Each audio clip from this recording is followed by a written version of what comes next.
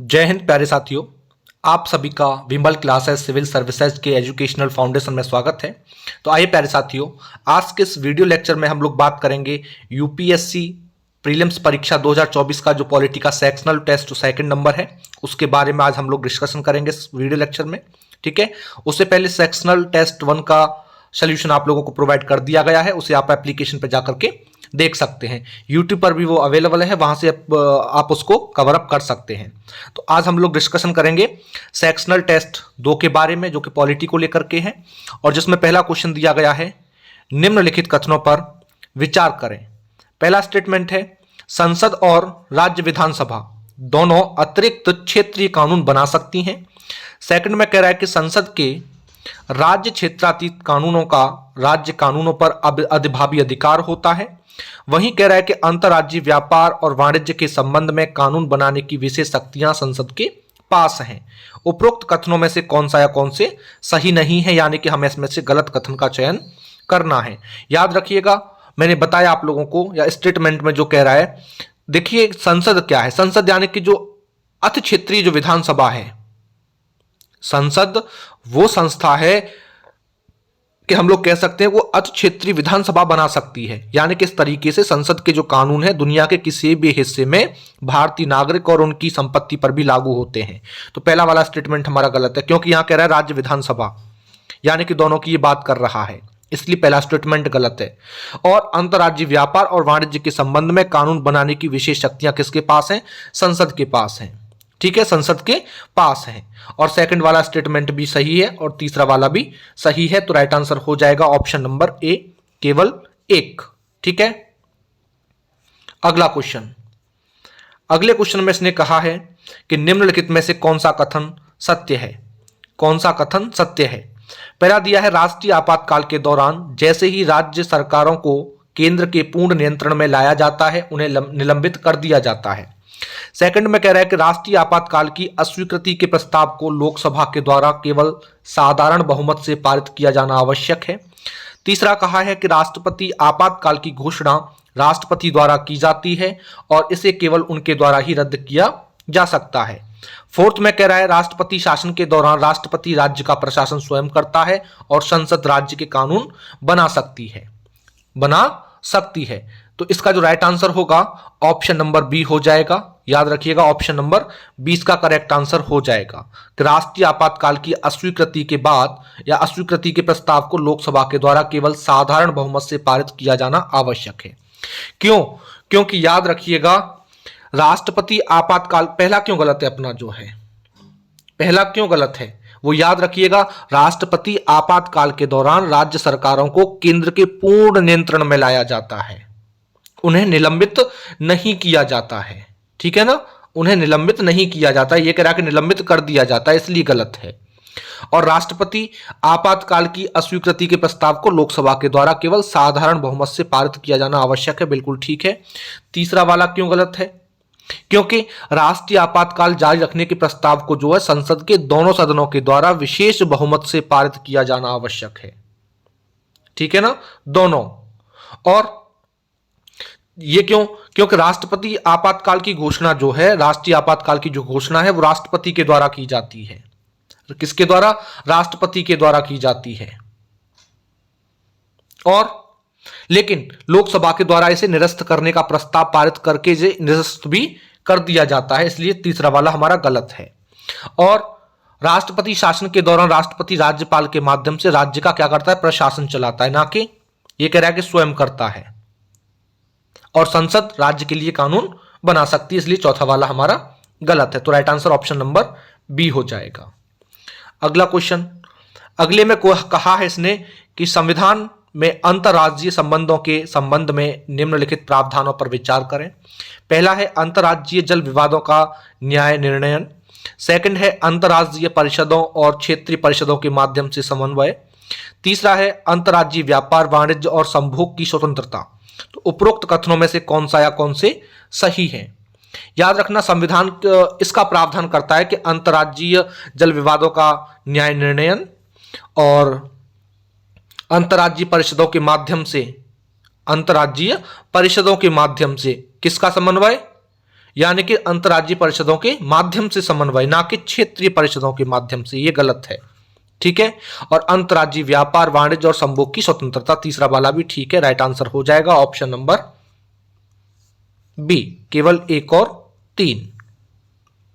अगला क्वेश्चन, अगले क्वेश्चन में कहा है कि अंतर्राज्यीय जल विवादों के न्याय निर्णयन के संबंध में निम्नलिखित कथनों पर विचार करें। पहला है, केंद्र सरकार अंतर्राज्यीय जल विवाद के निपटारे के लिए एक तदर्थ न्यायाधिकरण का गठन कर सकती है।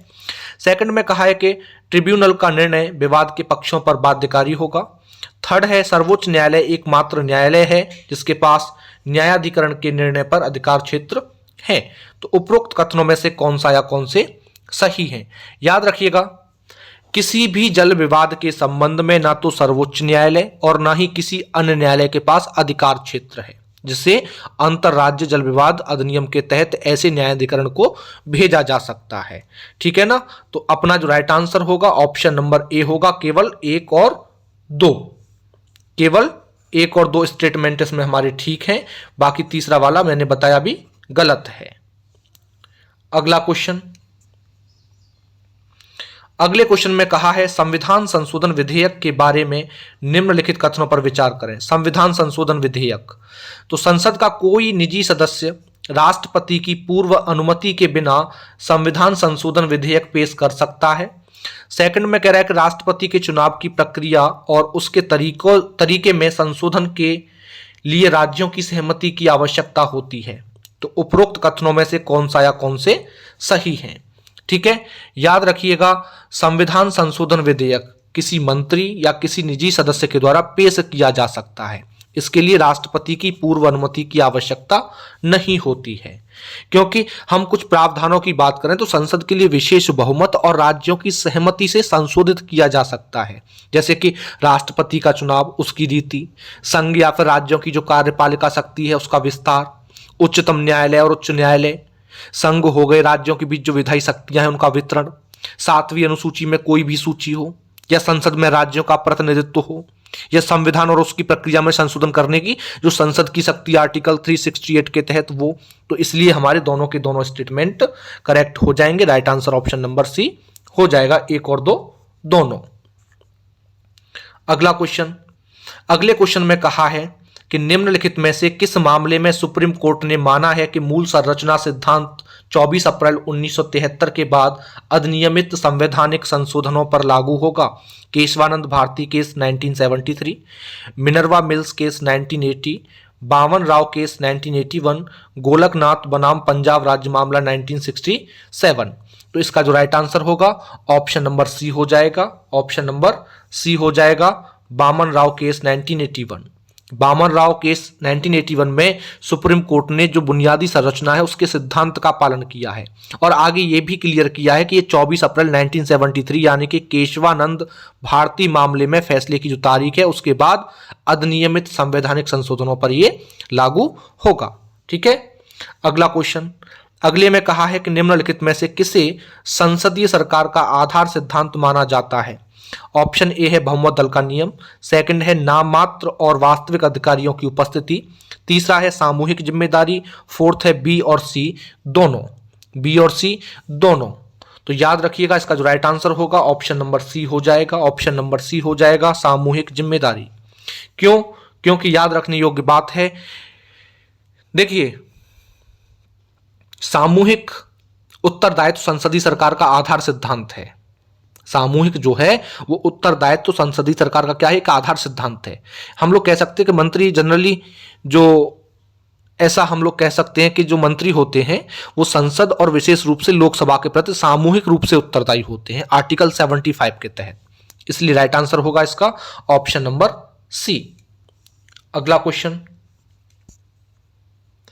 अगले क्वेश्चन में इसने कहा है संविधान के मूल संरचना सिद्धांत का तात्पर्य यह है, क्या है कि संविधान की कुछ विशेषताएं इतनी आवश्यक हैं कि उन्हें निरस्त नहीं किया जा सकता। सेकंड में कहा है कि मौलिक अधिकारों को कम या छीना नहीं जा सकता। संविधान में कला में निर्धारित प्रक्रिया के अनुसार संशोधन नहीं किया जा सकता 368 के तहत। प्रस्तावना में संशोधन नहीं किया जा सकता क्योंकि संविधान का हिस्सा नहीं है और साथ ही यह इसकी वास्तविक भावना का प्रतिनिधित्व करता है, ठीक है ना, वास्तविक उसका प्रतिनिधित्व करता है। तो इसका जो राइट आंसर होगा ऑप्शन नंबर ए हो जाएगा। संविधान की कुछ विशेषताएं इतनी आवश्यक हैं कि उन्हें निरस्त नहीं किया जा सकता, क्योंकि बुनियादी संरचना सिद्धांत केशवानंद भारती के 1973 से विकसित हुआ है, ठीक है ना, ये उससे विकसित हुआ है। इसमें कहा गया है कि संविधान की कुछ विशेषताएं इतनी आवश्यक है कि उन्हें निरस्त नहीं किया जा सकता। समय के साथ अलग अलग निर्णयों के द्वारा सिद्धांत में कुछ प्रावधान जोड़े जाते हैं जिनके अकॉर्डिंग मौलिक अधिकारों में संशोधन किया जा सकता है, बशर्ते कि आर्टिकल 14, 21 और 32 को न छुआ जाए। और संविधान में साधारण बहुमत से आर्टिकल 368 के अकॉर्डिंग संशोधन किया जा सकता है। और प्रस्तावना संविधान का एक हिस्सा है और उसमें संशोधन किया जा सकता है, बशर्ते कि मूल ढांचे के साथ न किया जाए। इसलिए right answer option number A हो जाएगा। अगला क्वेश्चन, अगले क्वेश्चन में कहा है कि निम्नलिखित में से कौन सी संविधान की संघीय विशेषता है? कौन सी संघीय विशेषता है? कठोर संविधान, द्विसदनीय विधानमंडल, सीएजी का कार्यालय, सामूहिक जिम्मेदारी, राज्यपाल का कार्यकाल। नीचे दिए गए कोड का प्रयोग करके सही उत्तर चुनें। तो याद रखिएगा इसका राइट आंसर हो जाएगा option number B. Option number B यानी कि 1, 2, 5 केवल। कठोर संविधान है, द्विसदनीय विधानमंडल है और राज्यपाल का कार्यालय, ठीक है ना। सामूहिक उत्तरदायित्व तो संसदीय प्रणाली की विशेषता है। ये जो है किसकी विशेषता है? संसदीय प्रणाली की।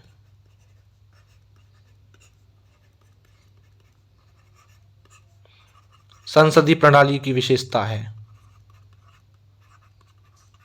और ये जो सामूहिक जिम्मेदारी है, ठीक है ना, सामूहिक जिम्मेदारी, सॉरी, ये सामूहिक जिम्मेदारी संसदीय प्रणाली की विशेषता है। और जो सीएजी का कार्यकाल है वो संवैधानिक निकाय है। ये संविधान की जो एकात्मक विशेषता है, एकात्मक विशेषता, एकात्मक विशेषता का प्रतिनिधित्व करता है ये, ठीक है ना। इसलिए हमारा ऑप्शन नंबर बी जो है करेक्ट आंसर हो जाएगा, 1, 2 और 5, ठीक है। अगला क्वेश्चन, अगले क्वेश्चन में कहा है महासंघ के बारे में निम्नलिखित कथनों पर विचार करें। महासंघ के बारे में तो संविधान में कहीं भी फेडरेशन शब्द का प्रयोग नहीं किया गया है। राज्यों को संघ से अलग होने का कोई अधिकार नहीं है। भारतीय महासंघ अमेरिकी मॉडल के बजाय कनाडाई महासंघ जैसा दिखता है। तो उपरोक्त कथनों में से कौन सा या कौन से सही है? याद रखिएगा, भारतीय महासंघ निम्नलिखित तरीकों में देखोगे तो कनाडाई महासंघ से मिलता जुलता है, क्योंकि इसके निर्माण में विघटन के माध्यम से देखोगे। किसके माध्यम से? विघटन के माध्यम से। और विघटन के माध्यम से संघ शब्द को अपनी प्राथमिकता में कनाडाई महासंघ को भी संघ कहा जाता है, क्योंकि इसकी केंद्रीकरण प्रवृत्ति में देखोगे, अर्थात मेरा कहने का मतलब ये है राज्यों की तुलना में केंद्र में अधिक शक्तियां इसमें निहित करना होता है। इसका राइट आंसर हो जाएगा ऑप्शन नंबर डी, 1, 2, 3, यानी कि तीनों के तीनों इसमें हमारे करेक्ट हैं, ठीक है। अगला क्वेश्चन,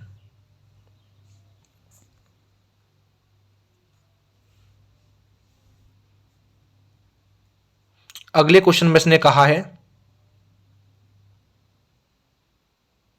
कि निम्नलिखित में से किसे संवैधानिक संशोधन विधेयक माना जाता है?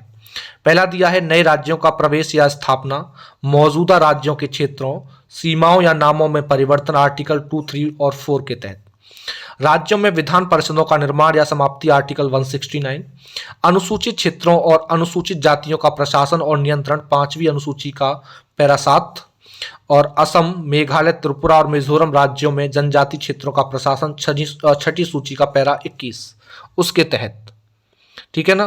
तो याद रखिएगा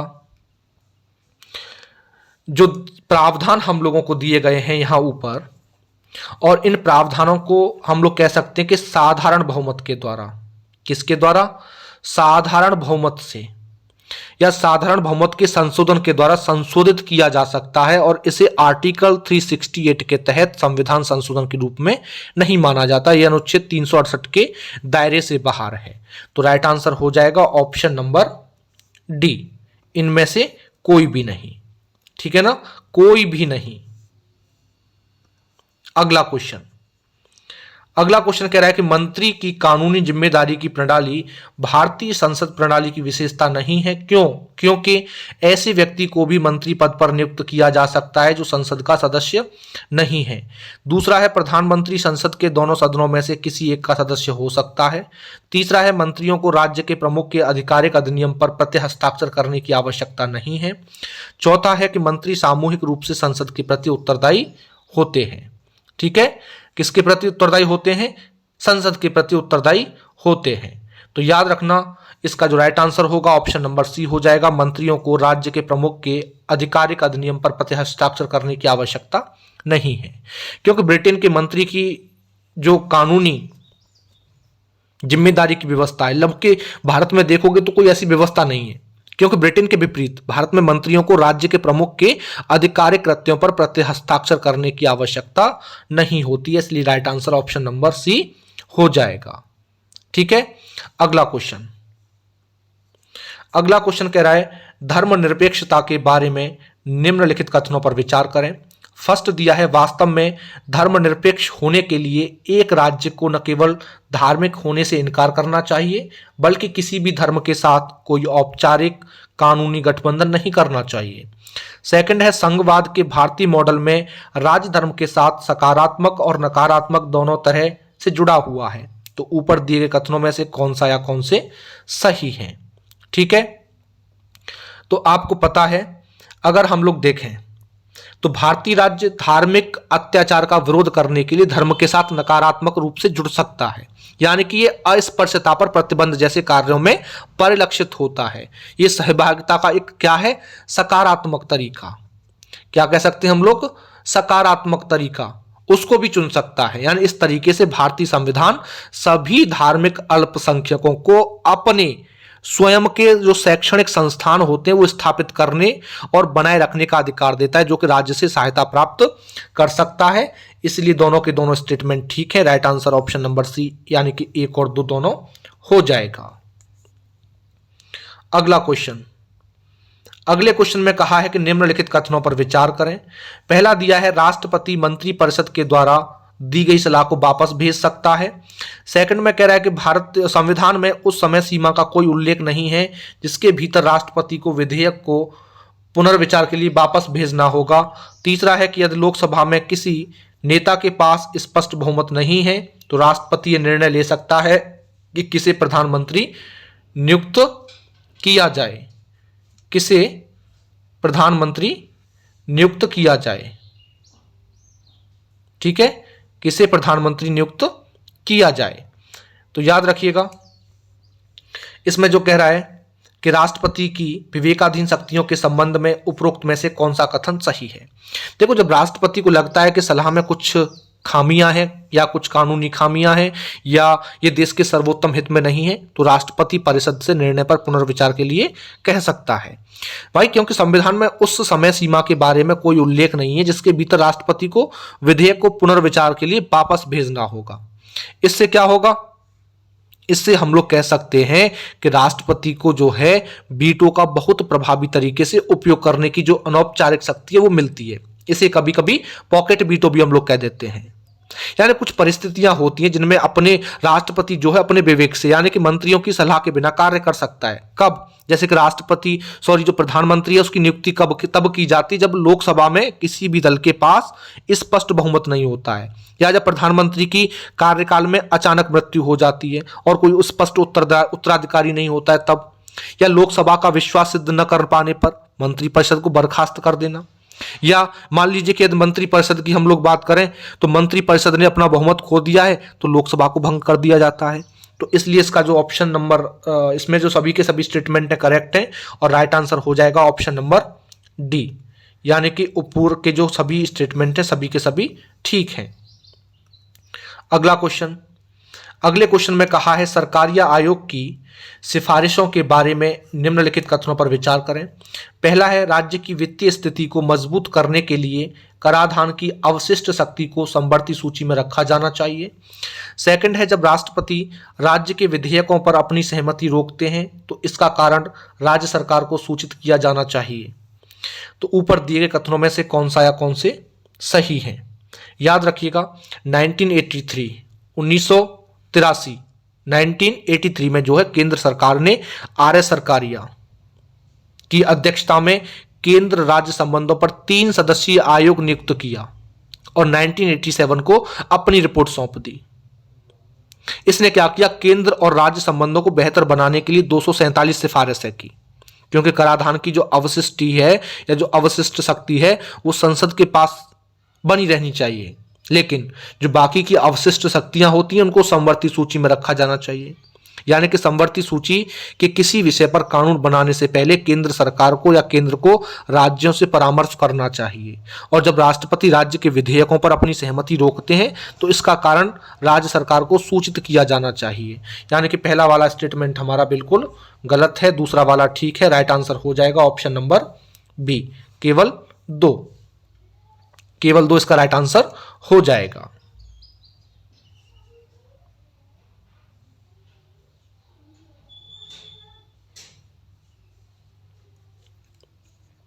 अगले क्वेश्चन में कहा है मंत्रिपरिषद के बारे में निम्नलिखित कथनों पर विचार करें। पहला है 91वें संशोधन अधिनियम 2003 से पहले मंत्रिपरिषद का आकार स्थिति की आवश्यकताओं के अनुसार निर्धारित किया जाता था। सेकंड है प्रधानमंत्री के पद की शपथ लेने के बाद ही परिषद अस्तित्व में आती है। उपरोक्त में से कौन सा या कौन से कथन सही है? याद रखिएगा 91वें संशोधन अधिनियम 2003 से पहले मंत्रिपरिषद का आकार समय की आवश्यकता और स्थिति की आवश्यकताओं के अकॉर्डिंग निर्धारित किया जाता था, लेकिन इससे मंत्रिपरिषद का आकार बहुत बड़ा हो गया। इसके अलावा जब किसी भी दल के पास स्पष्ट बहुमत नहीं था तो उन्हें मंत्री पद देकर संसद के सदस्यों का समर्थन हासिल करने का प्रलोभन दिया गया। क्यों? क्योंकि मंत्रिपरिषद के सदस्यों की संख्या पर कोई प्रतिबंध नहीं था। इसलिए एक संशोधन किया गया कि मंत्रिपरिषद लोकसभा के सदस्यों की कुल संख्या के 15% से अधिक नहीं होगी। इसलिए राइट आंसर हो जाएगा ऑप्शन नंबर सी। 1 और 2 दोनों के दोनों स्टेटमेंट ठीक हैं। अगले क्वेश्चन में कहा है कि भारत के संविधान की निम्नलिखित में से कौन सी विशेषता इसे जीवंत दस्तावेज बनाती है? संविधान के 100 से अधिक संशोधन, न्यायिक व्याख्याओं का विकास, उत्पन्न होने वाली विभिन्न स्थितियों और परिस्थितियों पर प्रतिक्रिया करने की क्षमता, या ऊपर के सभी। ठीक है, ऊपर के सभी। तो इसका जो राइट आंसर हो जाएगा ऊपर के सभी हो जाएगा, क्योंकि सभी के सभी स्टेटमेंट ठीक है। वो इसी के प्रावधान के बारे में बताते हैं, क्योंकि दस्तावेज लगभग एक जीवंत या जीवित प्राणी की तरह समय समय पर उत्पन्न होने वाली जो स्थितियां, जो परिस्थितियां होती हैं उन पर प्रतिक्रिया देता रहता है। एक जीवित प्राणी की तरह संविधान एक अनुभव पर प्रतिक्रिया करता है। वास्तव में ये उस पहेली का उत्तर हम लोग कह सकते हैं जिसका हमने शुरुआत में संविधान के स्थायित्व के बारे में उल्लेख किया था, कि समाज में इतने सारे बदलावों के बाद भी गतिशील होना, व्याख्याओं के लिए खुले रहना, या जो बदलती स्थिति है उस पर प्रतिक्रिया करने की क्षमता के कारण संविधान प्रभावी ढंग से काम कर रहा है। यानी कि एक लोकतांत्रिक संविधान की पहचान भी यही होनी चाहिए, और होती भी है। तो right answer option number D हो जाएगा, सभी के सभी ठीक है। अगला क्वेश्चन, निम्नलिखित में से कौन सा कथन सही है? निम्नलिखित में से कौन सा कथन सही है? पहला दिया है, जब भी मंत्रिपरिषद उसे ऐसा करने की सलाह देती है तो राष्ट्रपति एक अध्यादेश जारी कर सकता है। भारत के राष्ट्रपति द्वारा प्रख्यापित एक अध्यादेश मौलिक अधिकारों में कटौती कर सकता है। कोई भी अध्यादेश मंत्रिपरिषद का निर्णय होने तक वैध रहता है। किसी प्रविष्ट को राज्य सूची से समवर्ती सूची में स्थानांतरित करने के लिए एक अध्यादेश प्रस्तावित किया जा सकता है। ठीक है, तो इसका जो राइट आंसर होगा ऑप्शन नंबर बी हो जाएगा, केवल भारत के राष्ट्रपति के द्वारा प्रख्यापित एक अध्यादेश मौलिक अधिकारों में कटौती कर सकता है। भाई देखो, राष्ट्रपति जो है तभी अध्यादेश जारी कर सकता है जब संसद के दोनों सत्र में न हो, संसद के दोनों सत्र में न हो, और जब संसद के दोनों सदनों में से कोई भी सत्र में न हो, तब जब भी मंत्रिपरिषद सलाह देती है तब नहीं। भाई किसी अध्यादेश की अधिकतम आयु 6 महीने और 6 सप्ताह हो सकती है।